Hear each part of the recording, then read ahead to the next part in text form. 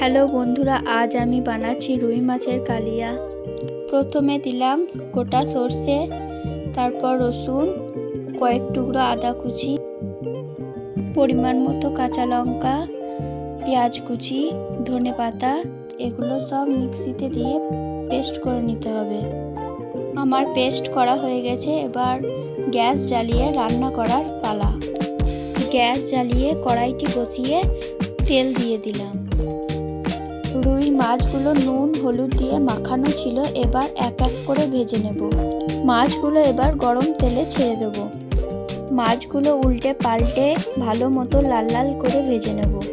ভালো মতো ভাজা হয়ে গেছে, এবার তুলে নেব। মাছগুলো এবার তুলে ফেলি। মাছ ভাজা হয়ে গেছে, এবার ওই তেলেই এলাচ, লবঙ্গ, দারচিনি, তেজপাতা দিয়ে দেব। আগে থেকে পেস্ট করা মশলাটি দিয়ে দিলাম।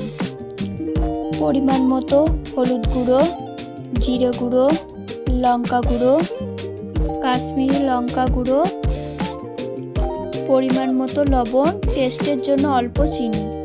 এবার কিছুক্ষণ নেড়েচেড়ে নেব। যখন তেল ছেড়ে দেবে, আগে থেকে করে রাখা টমেটো পেস্টটি দিয়ে দেব।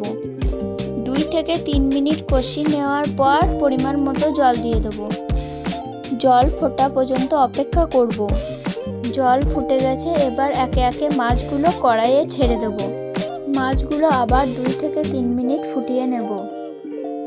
এবার কাঁচা লঙ্কা ও ধনেপাতা কুচি দিয়ে দেব। এবার কিছুক্ষণ নেড়ে চেড়ে নামিয়ে নেব। ব্যাস, হয়ে গেল টেস্টি রুই মাছের কালিয়া। ভিডিওটি শেষ পর্যন্ত দেখার জন্য ধন্যবাদ। ভিডিওটি ভালো লাগলে লাইক, কমেন্ট, শেয়ার করে দিও। দেখা হচ্ছে আবার নতুন কোনো ভিডিওর সাথে। ভালো থাকবে, বাই।